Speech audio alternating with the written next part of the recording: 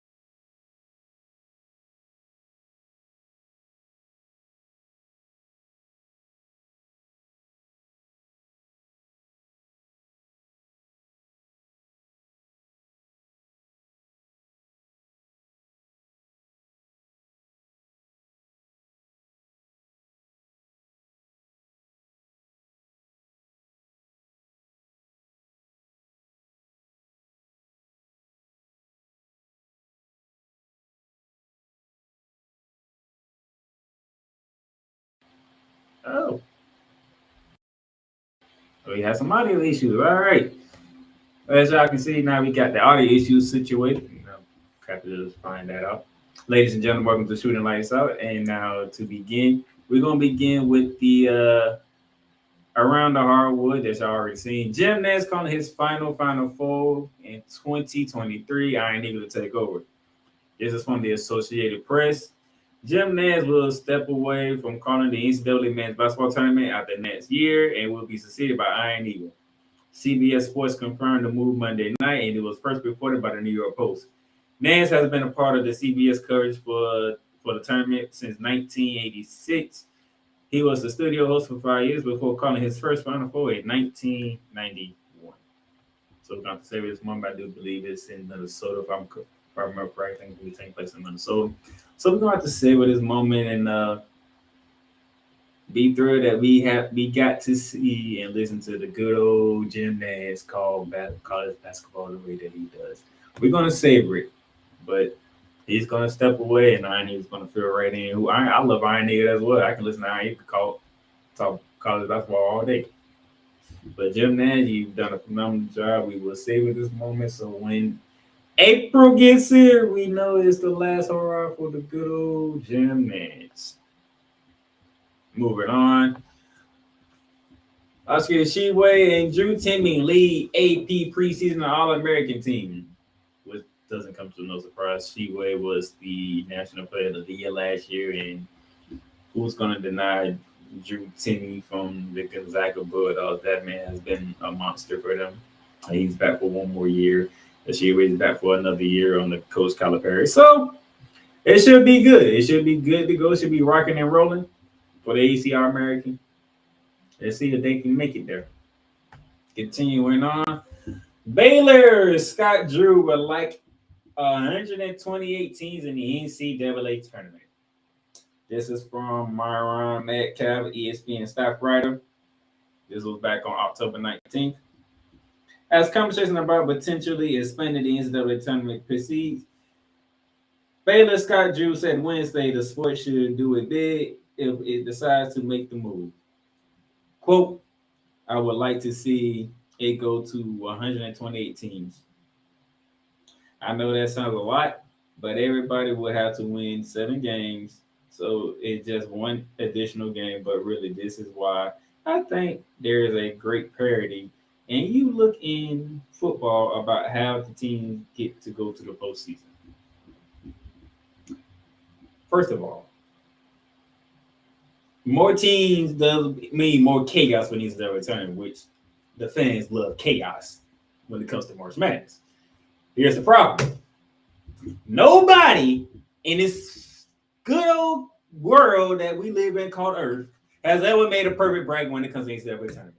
So if you pretty much double the teams in the tournament, you just for sure that nobody's making a perfect bracket. So do people want to even fill out brackets when it comes to 118? That's the question that I will pose to Scott Drew as the devil's advocate. It's already hard enough with the 64 teams. Technically 68, but we don't. But when it comes to the make filling out the brackets, nobody really does the first four. Anyway, when it comes to filling out the bracket, it's already hard enough to do the goddamn bracket as it is already. Now you're talking about doubling it. We're going to make it even harder, extremely harder, to fill out a perfect bracket. I don't know, Mr. Drew. I don't think people are looking for it.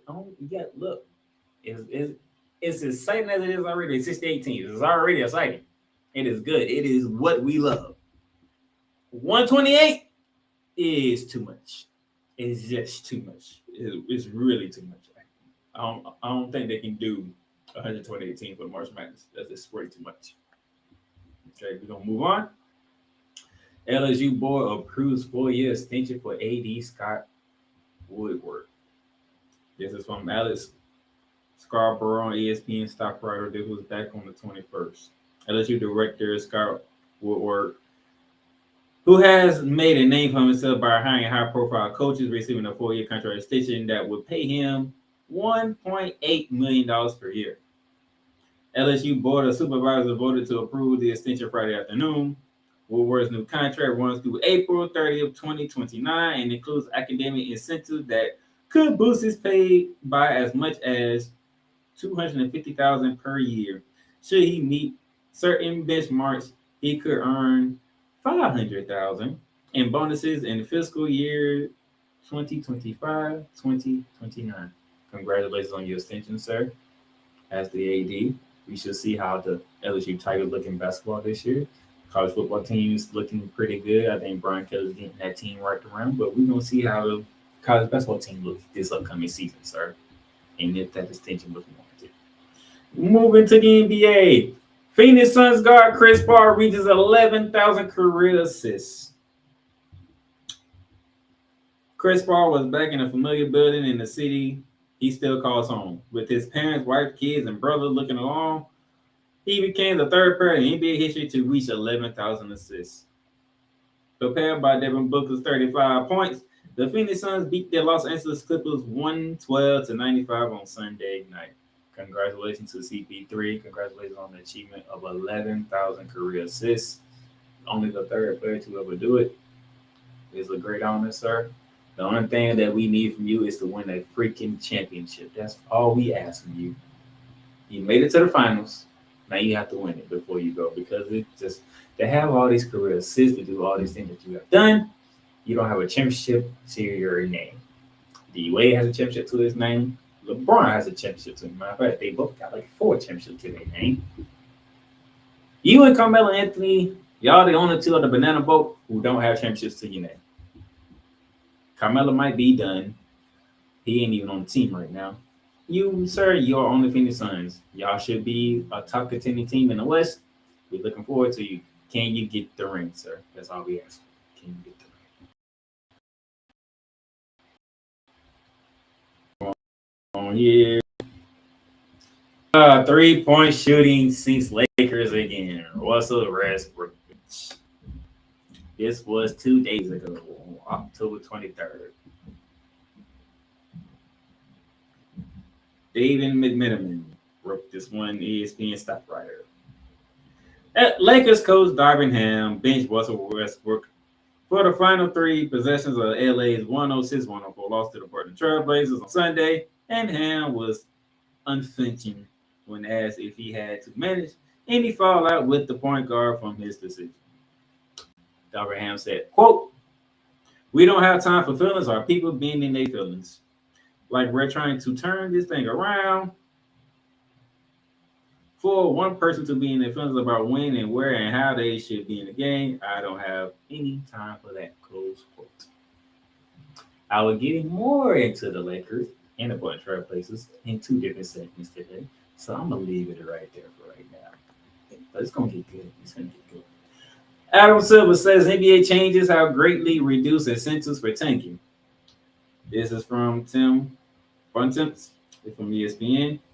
In an interview with ESPN's Malika Andrews on NBA Today, NBA Commissioner Adam Silver said that he believes that changes the league has made to its system in recent seasons, from flattening the lottery odds to adding the play-in tournament, has greatly reduced the incentives for teams to tank for high-profile prospects. Quote, this is from Adam Silver. "You're dealing with a 14% chance of getting the first pick. I recognize at the end of the day, analytics are what they are, and it's not about superstition. A 14% chance is better than a 1% chance or a 0% chance. But even in terms of straightforward odds, it doesn't benefit a team to be the absolute worst team in the league. And if you're one of the poorest performing teams, you're still dealing with a 14% chance of winning the lottery." He goes on to say, "It's one of the things where there's no perfect solution, but we still think a draft is the right way to rebuild your league over time. We still think it makes sense among partner teams where the decision was made where the worst performing team are able to restart with the prospects of the best players coming in. So we haven't come up with a better system." Now, I will say this to Allison's credit. Teams who suck just basically suck. And they really don't tank. It's just a part of you suck. You can't win games. So I do say, and then the playing tournament is pretty interesting, I must admit. Watching this the 7-8 matchup, 9-10 matchup, then the winner and then the loser of the 7-8 matchup versus the winner of the 9-10 matchup, it is pretty interesting. We have teams getting in and make it run and try to do some things. It does make it interesting, and then you can't tank because like no matter what we get, you might have better odds, but 14% is not that big. Okay, there's really not a big percentage if you tanking just to have the worst record in the goddamn league. Okay, so I give Allison some credit. He has done a great thing when it comes to the NBA, and trying to avoid teams from tanking on purpose and taking star players out of it and whatnot. And finally, Brandon Ingram in concussion protocol. Zion Williams questionable. This is back to until their last game. I don't remember who they played, but Zion Williams has a hip injury, which is like, ow. He is day to day at the moment in time. Brandon Ingram's a different story. He's in concussion protocol, so whenever he can clear concussion protocol, he will return. And nobody knows how that's going, especially if you've been watching the NFL and how the concussion has been coming left and right. The Pelicans are going to be extremely conscious cautious, should I say, with Brandon Ingram with concussion protocol. And they're gonna be cautious with Zion Williamson too, because we know the history of injuries that he got. And I know some of the Pelicans fans was like, here we go, he has an injury again. Only like 3 games in, he's already injured. Calm down. Calm down. Injuries happen. This time it's not a foot, it's not a leg, it's a hip. Now it's not to be severe, it's not serious, so we should be good when it comes to Zion Williamson and the injury and his injury. Okay, we should be good. All right. So that's how we gonna do that. So that's it for Around the Hardwood.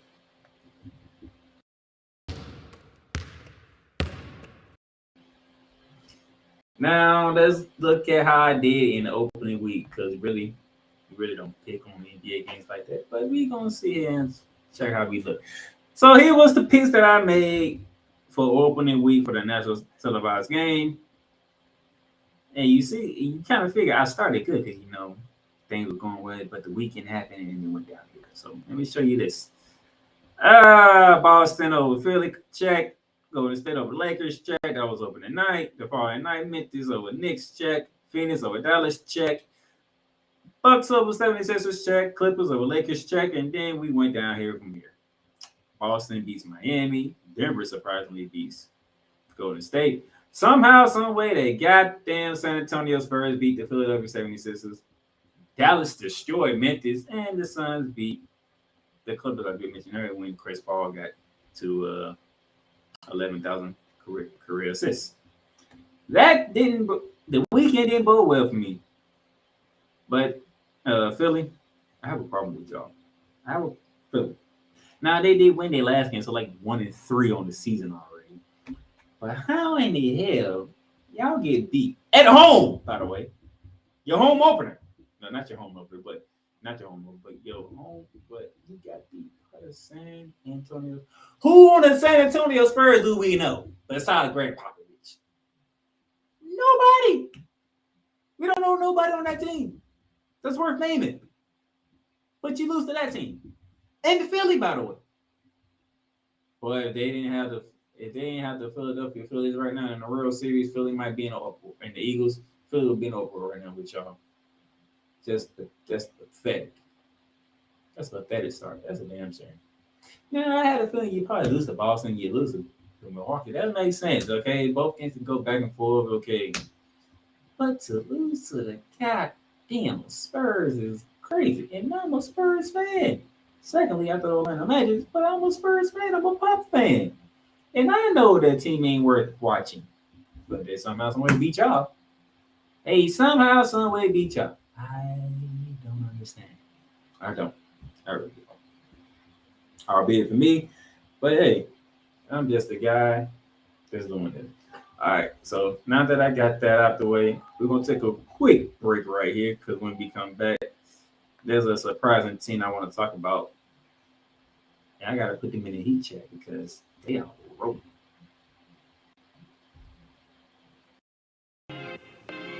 The Playmakers blog is proudly to announce that it is sponsored by Fanatics. Fanatics, where you can get all your official licensed sports gear, memorabilia, whether it's for the National Football League, the National Basketball Association, Major League Baseball, National Hockey League, or even International Soccer League, or even college sports. So rep your team, rep the hardware, get comfortable, because Fanatics is the way to go, where sports fans shop and official license everything. All right, ladies and gentlemen, welcome back to Shooting Lights Out with your boy Darnell Playmaker Sallins here. And there's a team that I gotta put in the heat check because they are rolling and nobody's expecting to roll. Let's go.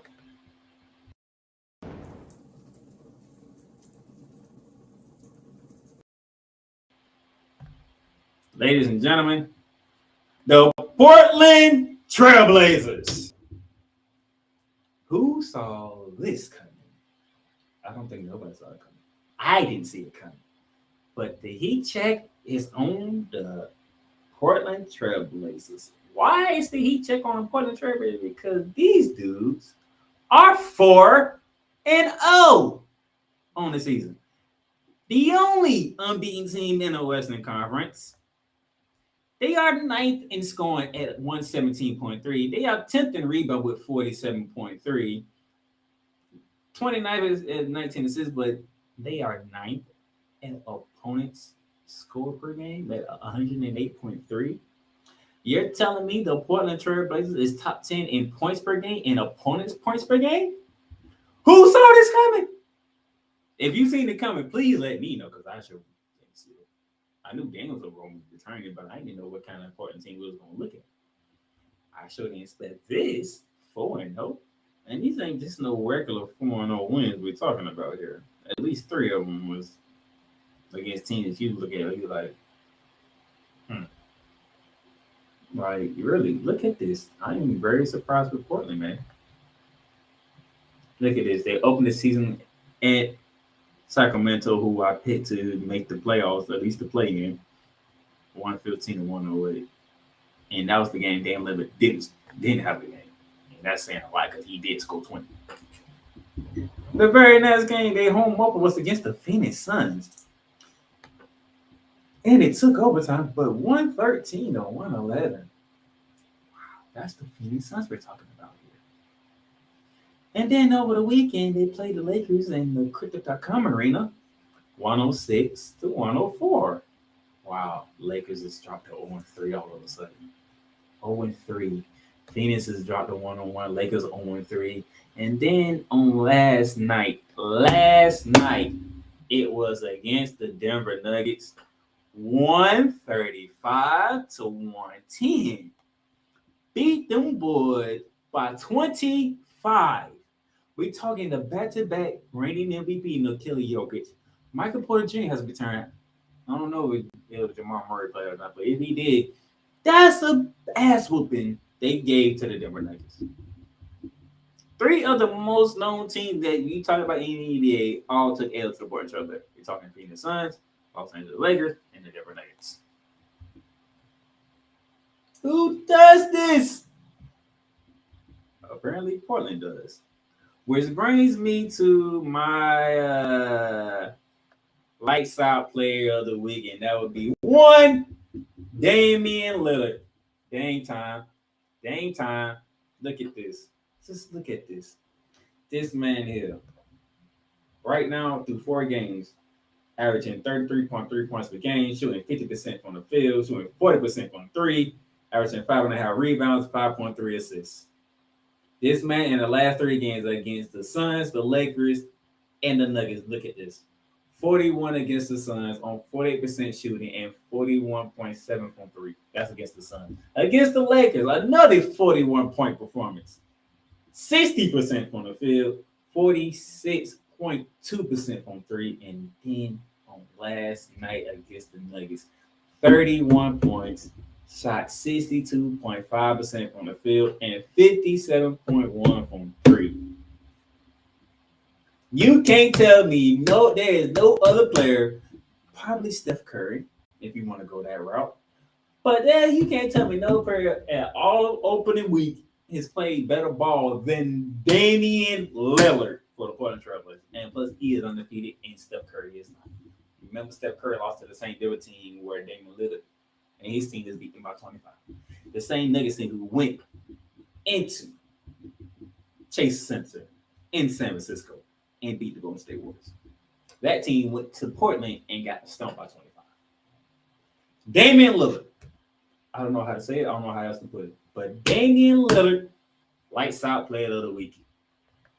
If you don't like it, you can take it to the can because guess what? The Portland Trailblazers are burning hot, and that's why they are in the heat check.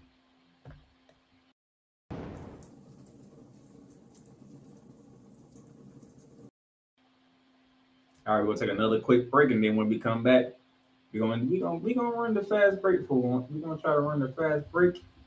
See if we can run the fast break, and then we're gonna get into something flagrant. The Playmakers bar is proudly to announce that letter of partnership deal with Paramount Plus. Paramount Plus. Stream live sports from any device that you have, whether it's your computer, laptop, or even your cellular device. Catch breaking news live when it happens, and enjoy a mountain of entertainment from movies to shows to whatever you love doing. Paramount Plus. Plan starts at $4.99 a month, but right now you can get a free trial. Just hit that link below with the Playmakers blog and start your free trial right now. Paramount Plus, mountains of entertainment. All right, ladies and gentlemen, as y'all saw with the previous commercial and this one that you just saw, that Shooting Lights Out, well, the entire Playmakers blog network is sponsored by Paramount and Fanatics. So hit those links down below. You'll get everything that you need to know about Fanatics and Paramount Plus. And trust me, people, man, Paramount Plus has been good. I have been enjoying Paramount Plus. I can't even lie to you.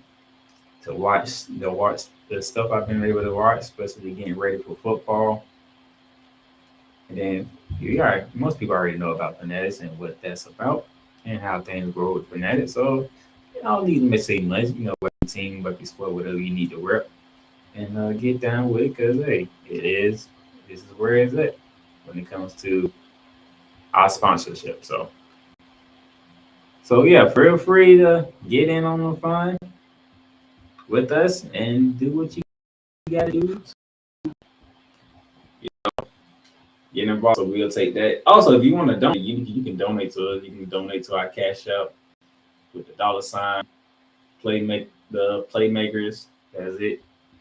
And send us a donation so that we can keep stuff like this rolling. Because you talking about this, Shooting the Lights Out, Ramley Talk that I'll be doing on Thursday, and then my boy Alice the Bearman of Texas, Internet LC, Cowboys Talk, Rage Quit, ranking around the diamond, everything that you can think of, this man does. So we're doing a lot of stuff over here at the Playmakers Blog Network. So I just want to get that out of the way real quick. So now let's run the fast break.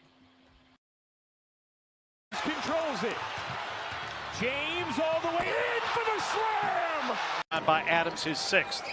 Morant blows by Primo. Attack.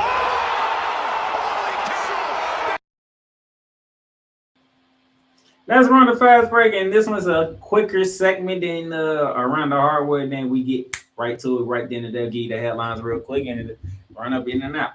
This time we're gonna run the fast break. Our first break is about women's hoops, and starting it off, Paige Becker embraces job as coach while sitting now as UConn season. Yep, if you recall, Paige Becker to her ACL during the offseason, she'll be out, so she'll be more in the eyes of a coach than a player this upcoming season. Moving on. South Carolina, unanimous #1 in women's preseason poll, and not a shocker to nobody. The reigning defending champ, led by Dawn Staley at the helm, should be #1 until somebody knocks them out. Until then, South Carolina, the best team in women's basketball. After leading Suns to finals, Kirk Miller leaves to coach the Sparks. Yes, he's leaving the Connecticut Suns to head out to the city of Angels to coach the LA Sparks, another team that's in purple and gold and has been struggling as of late. So not only the Lakers, but the Sparks are in the same boat as the Lakers, as a struggling team that's in LA. Somehow, some way, can Kirk Miller turn it around for the LA Sparks? All right, Phoenix Mercury's Skylar Diggins-Smith expecting her second child. Congratulations. Awesome. Second child on the way for the Diggins-Smith family. Congratulations. And finally, WNBA schedules 2023 draft lottery for Friday, November 11. Let's see what WNBA team will win the lottery and get the first pick of their WNBA draft. As we talked about earlier with the EBA draft. So Alice, what has done with that. Let's see how that goes with the women's on that one. And that, ladies and gentlemen, was the fast break. Controls it. James all the way in for the slam. By Adams, his 6th. Morant blows by Primo. Attack.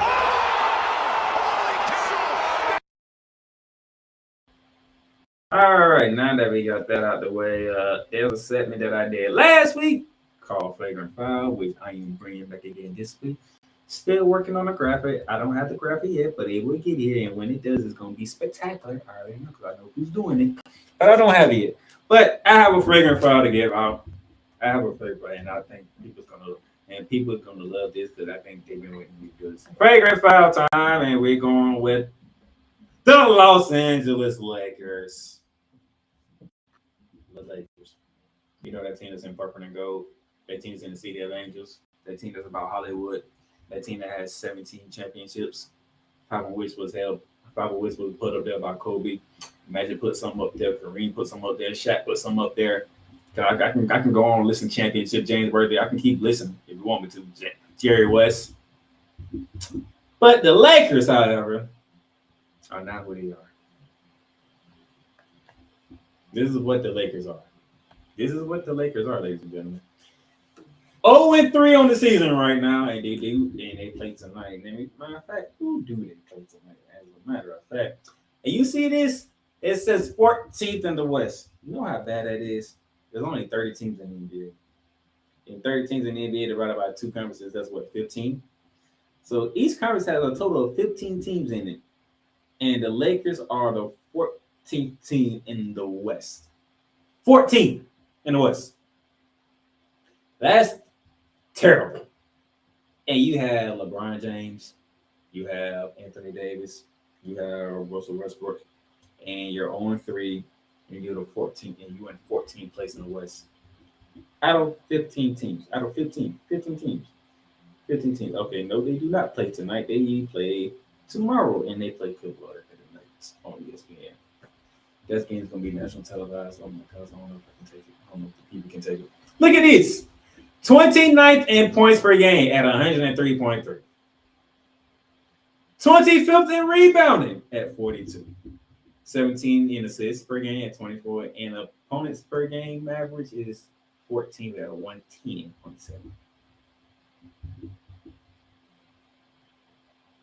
Practically the only thing that's going good for the Lakers is defense. Defense. We're talking defense here for the Lakers. You can't score. You can't shoot. You can't do nothing. And here's the thing. I'm going to show you. Look at this roster. Look at this roster. Does anybody on this roster scare you? Does anybody on this roster scare you? We're talking Patrick Beverley. Does Patrick Beverley scare you? He's annoying as hell. I give you that. He's a great defender. I give you that. But does he really scare you? Does he put fear in you? Like, damn, if I don't play my A game, he might do me in. Does that really happen? I don't think so. Okay. This is what we're dealing with here. Troy Brown Jr. Have you even seen him play yet? I don't think so. Thomas Bryant? No. Max Christie? No. Anthony Davis? Well, hell, he can't stay healthy. And by the way, he's shooting 20% from 3. And I'm gonna get to him in a minute when it comes to 3-point shooter, because what happened to him the last game against Portland Trail Blazers was very disrespectful. That's how bad it is for the Lakers. It's very disrespectful what somebody did to him when he shot his 3. I'm gonna show you that in a minute. Wayne Gabriel? No. LeBron James? Oh, the king. You're king. That's for Kobe Johnson. He's 37 years old. The best player on the Lakers. And we don't care. It got to the point where people don't even care. They just want LeBron James to get the damn scoring title, to get the scoring record and be done. That's how bad it is. Damian Jones. No. Kendrick Nunn. We haven't heard from Kendrick Nunn since he was in Miami Heat. Scottie Pippen Jr. Has he even touched the floor yet? Has Scottie Pippen Jr. even touched the floor yet? Oh, you know, he can play like his daddy. Because I haven't seen him touch the floor yet. Austin Reeves. I like Austin Reeves. He's a tenacious player. He's a very tenacious player. He can shoot. He's an okay shooter. He can shoot. But his shot is nowhere to be found right now. He don't scare you. Matt Ryan. And no, we're not talking about the bench quarterback from the Indianapolis Colts. There's a Matt Ryan on our Los Angeles Lakers. Has he even touched the floor yet? Has he even played yet? That's what I'm looking for. Has he played yet? Dennis Schroeder. probably the most dumbest player that I have met in the NBA. Because how do you bet on yourself? And then you go to a team like Boston, who you want to come start. Now you're back with the Lakers. Then you come back with the Lakers. You get injured. So we haven't seen you on the court with the Lakers yet. Cold Swear. I don't even think he's played yet because I don't even think the announcers even called his name yet. Juan Toscado Anderson, you left the championship Warriors for this. For this. This is what you left the championship Warriors for. You are champion. You run a ring with the Golden State Warriors and you subject yourself to this? This? Juan. Gotta think better, right?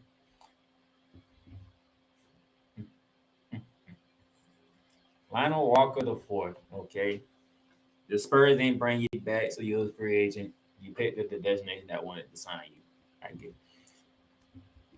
To be honest, you're the most entertaining player on the Lakers. You are really the most. Lionel Walker the fourth is the most entertaining player on the Lakers. I'm saying it right here, right now. I'm shooting lights out. October 25th, 2022. You can mark it down. Walker the fourth is the most entertaining player on the Lakers because he comes out and he's come to ball. He's coming to play. Okay, he will put you on a poster if he gets the opportunity. And I know because I watched him in San Antonio. He will do stuff. You be like, damn, that boy good. But you with the Lakers, man, you need to be in a better situation for your skill set, for your talent. It's not the Lakers. The Lakers don't do it for you, man. You got to get out. And then that leaves one Russell Westbrook, which I'm going to get into you a little bit later in this segment. But does this roster scare you? No, not one bit. You don't have nobody shaking their boots. Oh, I'm afraid. Oh, ooh, Lakers. Ooh. Say it again. Lakers, Lakers, Lakers. No, they don't do that. They don't make you shiver like Mufasa. They don't do that. They don't. And the reason why this roster is the way it is because of that guy. You see that guy right there? You see how he's looking right now? He's looking like that because you know he is. He is responsible for this roster of the Lakers. It is your fault, King James. Or should I say, yo, King? It's your fault, sir. You're the mastermind of this roster. Yeah, we can look at Kurt Rambis. We can look at Chad. We can look at Genie Bus. But you're the one responsible for this roster, sir. It is your doing. You did this. This is your fault. You must walk the plank and take the fall, Mr. LeBron James, as you approach the all-time scoring record of one Kareem Abdul-Jabbar in a season where you probably win 38 games and miss the playoffs for the second consecutive year in a row. Good job, sir. Well done. And then that brings me to one Russell Westbrook. As you can see here, people, this is what he is at through the 3 games this season. Russell Westbrook is at a 10.3 points per game, which is tied for 47 in the league. Averaging 6.7 rebounds per game, which is tied for 89th in the league. Averaging 4.3 assists per game, which is tied for 19th in the league. Mr. Walking Triple-Double is nowhere close to being a walking triple-double, and it gets even worse. His shooting is horrific. Horrific shooting from Russell Westbrook. 11 from 38 from the field. That is a 28.9% shooting. And then your three-point shooting is even god-awful. 1 for 12. 8.3% from 3. This used to be a man who was a walking triple-double. And you got to LA, you looked it bad last year, but we didn't blame you because damn, LeBron was hurt, AD was hurt. Damn, it was just you. Damn it, you played about 60 or 70 games last year. So we was like, hey, Russell Westbrook was there. This year to start off with, oh my God. These numbers here just make you want to throw up like, what kind of numbers are this? From a point guard at that. You're a point guard. And this is the numbers that you're giving us. No. Like, no. Like, this is ridiculous from a point guard. These stats is ugly from a point guard, man. From a point guard. We need better, man. We got to have better. But you ain't the only one to blame. LeBron James is to blame. You're to blame. And there's another one of the big three that's to blame because Mr. Anthony Davis is need to be blamed too because as a team, 114 for out of 280 field goal shooting. That is 40. That's 40.7% from the field. 3-point shooting, 25 out of 118 from three. That is 21.2%. LeBron is like, damn, I didn't expect all this, but you don't want to put the roster together. Russell Westbrook looking up like, damn, we suck. We're terrible. We can't shoot worth a damn. And AD is like, damn, I'm messing up. I'm not supposed to be like this. But you're shooting like it. Like, what did you expect? You're shooting ridiculously. This is not what the people of LA and the fans of Lake across the nation and across the world was looking forward to when the 2022 ball was tipped off this season. To make it even worse, ladies and gentlemen, we have he's not showing. Let me see if I can pull it up. There's something that was very disrespectful that took place, and when I say disrespectful, I mean very disrespectful because it's an instance that happened in the Portland Trailblazers game, and then when I saw it, I was like, "This is very disrespectful." And then the ball's Anthony Davis. Let's see if I can pull this up for you guys, real quickly. I want y'all to see this because this is how bad. This is how bad it is because when stuff like this happens to Anthony Davis, this is when you know nobody cares. Nobody cares about, the Los Angeles Lakers at this point in time. I want you to see this. I want you to look at this. I want you to see this. You see this guy right here? That is Yusuf Nurkic right here. Okay, the guy that's in the red circle. This guy here, it is the center for the Portland Trailblazers. Okay, his responsibility is this guy right here shooting the three. You see that guy shooting the three right there? That is Anthony Davis. Does he look interested in guarding Anthony Davis at this point in time? Does he look interested? I want you look at it. Does he look interested? No, he does not look interested one bit. This guy's like, you know what? Go ahead and shoot it. I don't even care. Just shoot. I don't care. And guess what? He missed. And Jurgens got the rebound.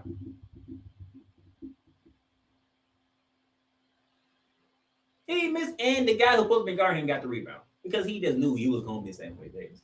The disrespect is real in LA. When was the last time anybody looked at Anthony Davis and said, "Go ahead and shoot the three, sir. Go ahead and shoot the three"? The disrespect being shown by usage is ridiculous. He just look. He ain't even pay. He don't even care. He don't even care. Shoot it. I don't care. Shoot it. Just shoot it. Oh my gosh, the disrespect is real. The disrespect is real for the Lakers. The disrespect is real for the Los Angeles Lakers. I don't even know what to say. This is disrespectful. What Jokic did to Anthony Davis was disrespectful. The Lakers are disrespectful. The Lakers, you are a fragrant foul to the entire NBA right now. Get out of my face. That's all I got for you today. And I hope you enjoyed this episode. Like I said, you can follow us on all platforms. You can you can get the audio version of this on all podcast platforms: Apple, Google, Spotify, Stitcher, Amazon Music, Pandora. You can get the video version on YouTube, the Playmaker Blog YouTube page. So thank you guys for joining me today on this latest episode of Shooting Lights Out. We are off to a good start. I hope we can continue to get more in. Until next time, during the Playmaker Sallins here, I will talk to y'all later about more basketball. Good. You've done great. But you can't stop here. You can't stop now. You gotta keep going. Through all your trials and your tribulations, you gotta keep pushing. Now, finish your canvas. Yeah, gotta get it out the mud, that's the only way to win. Who am I to point the finger like I never ever seen? Been through the ups and downs like the letter N. They don't let you through the door, better kick that again. Cause that's the only way to win. That's the only way to go. Gotta get it out the mud. Gotta get it out the flow. Cause that's the only way to go. Let's go. Thank you for tuning in to today's episode. If you want to follow the podcast, you can follow it on all streaming platforms, including Apple Podcasts, Google Podcasts, Spotify, Stitcher, and a whole lot more. This